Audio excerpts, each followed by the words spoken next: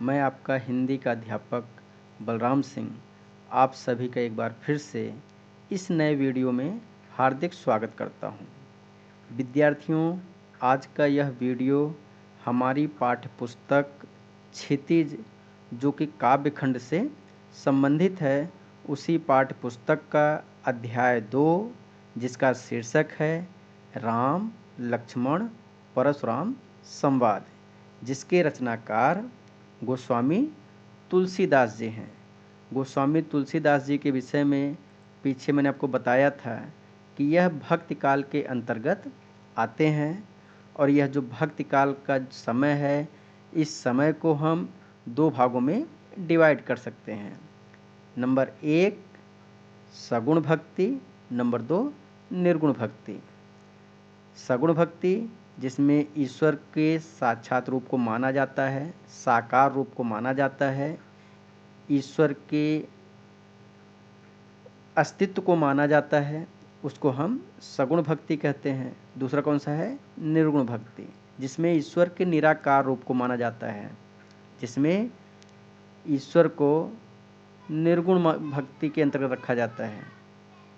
तो यह जो सगुण भक्ति है, सगुण भक्ति के अंतर्गत 2 प्रकार की शाखाएं प्रचलित थी। जिन लोगों ने भगवान राम को अपना आराध्य माना, भगवान राम को अपना आराध्य मान करके उनको समर्पित रचनाएं लिखी, उनको हम राम भक्ति या इसी को रामाश्रय शाखा कहा जाता है, उसके अंतर्गत हम रखते हैं। और जिन लोगों ने राम के स्थान पर कृष्ण को अपना आराध्य माना, कृष्ण को समर्पित करते हुए अपनी रचनाएं लिखी हैं, उन लोगों को हम कृष्ण भक्ति के अंतर्गत या कृष्णाश्रयी शाखा के अंतर्गत रखते हैं। तो यह जो देखिए तुलसीदास जी हैं, तुलसीदास जी कई रचनाओं को लिखे हुए हैं, लेकिन यहाँ पर जिन रचनाओं का उल्लेख हम कर रहे हैं वह हमारे जो पाठ्य पुस्तक से संबंधित रचना है उसी को उल्लेख कर रहे हैं। तो एक बहुत ही विश्व प्रसिद्ध रचना है जिसका नाम है श्री रामचरितमानस। रामचरितमानस जिसकी भाषा अवधी है, और यह जो श्री रामचरितमानस है इसमें 7 कांड हैं, और इन 7 कांडों में एक कांड है जिसका नाम है बालकांड। तो इसी बालकांड में हम लोग अध्ययन कर रहे हैं इसी बालकांड को, और यह जो बालकांड है इसी बालकांड में राम लक्ष्मण परशुराम संवाद शीर्षक से हम लोगों का अध्ययन चल रहा है। तो अभी तक हम लोगों ने 2 पद पढ़ लिए हैं। आज हम लोग जो पद पढ़ने जा रहे हैं वो हम लोगों का तीसरा पद है।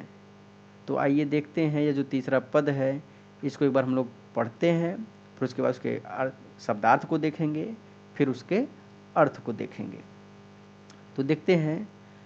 बिहस लखन बोले मृदुबानी, अहो मुनि सुमहाभट मानी, पुनि पुनि मोहि दिखाओ कुठारू, चहत उड़ावन फूंकी पहारू। यहाँ कुम्हड़ बतिया को नाही, जे तर्जनी देखी मरि जाही, देखी कुठारू सरासर बाना, मैं कछु कहा सहित अभिमाना। भृगुसुत समुझ जनेऊ बिलो की, जो कुछ कहूँ सहूँ ऋषि रोकी, सुर महसुर हरिजन अरुगाई, हमरे कुल इन पर न सुराई। बधे पापु अपकीरति हारे, मारत हूँ पाप परी तुम्हारे, कोटि कुलिस सम वचन तुम्हारा, व्यर्थ धरहूँ धनु बान कुठारा। जो बिलो के अनुचित कहूँ, क्षमहु महामुनि धीर, सुनि सरोस भृगुवंश मनि, बोले गिरा गंभीर। तो जैसा मैंने आपको बताया कि यह जो पंक्ति है, यह जो पद है, यह पद अवधी भाषा में है। तो अवधी भाषा में कुछ शब्दों को जिनको हमें समझना ज़रूरी है उसको शब्दार्थ के माध्यम से आपको बताने का प्रयास किया गया है। तो देखिए यहाँ जो कुछ शब्दार्थ हैं, यहाँ पे जो कुछ शब्द आए हुए हैं उन्हीं का अर्थ यहाँ पर दिया गया है। तो बिहस, बिहस का अर्थ होता है हंसते हुए या हंस करके। महाभट, महाभट का होता है महायोद्धा या महान योद्धा। मोहि का अर्थ होता है मुझे। दिखावा, दिखावा का अर्थ क्या होता है?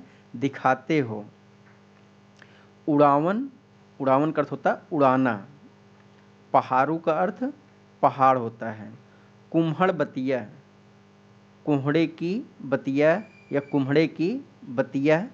यह एक चीज़ और सब जानते रहिएगा बच्चों, यह जो कुम्हड़ बतिया है इसी को काशी फल भी कहा जाता है। क्या कहते हैं? काशी फल। अगला है तर्जनी। तर्जनी, इसको यहाँ पे हम प्रथम उंगली के आधार पर बता रहे हैं। आप इसको इंडेक्स जानते होंगे, इंडेक्स के रूप में अंग्रेजी में इसको इंडेक्स कहा जाता है। सरासर, सरासर मीन्स धनुष। सहव मीन्स सहता हूँ, और सुराई मीन्स वीरता। तो आइए देखते हैं, कह रहे हैं कि बिहस लखन बोले मृदुबानी, अहो मुनीसु महाभट मानी। तो यह जो पीछे का पद था, पीछे के पद में आपको बताया गया था कि यह जो परशुराम है, परशुराम ने लक्ष्मण से कहा था कि लक्ष्मण, यह जो मेरा फरसा है, यह जो मेरा परशु है, यह परशु इतना कठोर है कि यह गर्भ में पल रहे बच्चे को भी मारने में सक्षम है। तो उनकी बातों को सुन करके ही लक्ष्मण जी बोल रहे हैं। तो पहले लक्ष्मण क्या करते हैं? बिहस, पहले हंसते हैं, मतलब उसको बहुत लाइटली लेते हैं, और फिर विनम्र वाणी में हंसते हुए कह रहे हैं। क्या कह रहे हैं? अहो मुनीस महाभट मानी। तो कह रहे हैं, हे मुनि, आप तो बहुत बड़े योद्धा हैं, आप तो बहुत बड़े योद्धा हैं। पुनि पुनि मोहि दिखाओ कुठारू, चाहत उड़ावन फूंक पहाड़ू। तो क्या कर रहे हैं कि आप बहुत बड़े योद्धा हैं, फिर भी आप मुझे बार बार अपना फरसा क्यों दिखा रहे हैं? मुझे ऐसा लगता है कि आप फूंक करके या फूंक मार करके पहाड़ उड़ा देना चाहते हैं। मतलब कि आपके इस प्रकार के व्यवहार से हमें ऐसा लगता है कि आप डरा करके हमें यहाँ से भगा देना चाहते हैं। मैं आपको देख करके, आपके फरसे को देख करके मैं यहाँ से डर करके भाग जाऊं। हमको लगता है आप यही चाह रहे हैं। फिर क्या कर रहे हैं? यहाँ कुम्हड़ बतिया को नाही, जे तर्जनी देख मर जाही। तो इसका अर्थ यही है, अर्थात यहाँ कोई कोहड़े की बतिया नहीं है। मतलब कहने का अर्थ यह है कि यहाँ कोई इतना कमज़ोर नहीं है जो आपकी उंगली दिखा देने से डर जाएगा, या आपको उंगली दिखा देने से वो भाग जाएगा। तो यहाँ कोई कोहड़े की बतिया के समान नहीं है जिसको तर्जनी दिखा देने पर सूख जाती है या मर जाती है। तो यहाँ पर ऐसी अपेक्षा मत करिए, यहाँ पर ऐसा कोई नहीं है। फिर क्या कर रहे हैं? देख कुठारु सरासर बाना, देख कुठारु सरासर बाना, मैं कछु कहा सहित अभिमाना। इसका अर्थ क्या हुआ? हे मुनि, आपके हाथ में जो फरसा है और कंधे पर जो धनुष बाण है, उसे देखकर मैंने अभिमान पूर्वक या मैंने गर्व से जो कुछ भी कहा है, या मैंने गर्व से ही आपसे बातें कही हैं। मैं डर करके नहीं, बल्कि मैं यह समझ करके बातें कही हैं कि आप एक अच्छे प्रतिद्वंदी हो सकते हैं, क्योंकि आपका जो पहनावा है, आपके ऊपर जो भी शस्त्र सजे हुए हैं, अस्त्र शस्त्र, तो उनसे मुझे लगा कि हाँ कोई वीर योद्धा है। तो मैंने गर्व से बातें कही हैं, अनजाने में नहीं कही हैं। फिर देखिए क्या कर रहे हैं? भृग सुत समुझ जनेऊ बिलो की, जो कछु कहूँ सहौ ऋष रोकी। तो कह रहे हैं कि आप ऋषि भृगु के क्या हैं? पुत्र हैं, और गले में आपने जनेऊ धारण कर रखा है। इसलिए मैंने अपने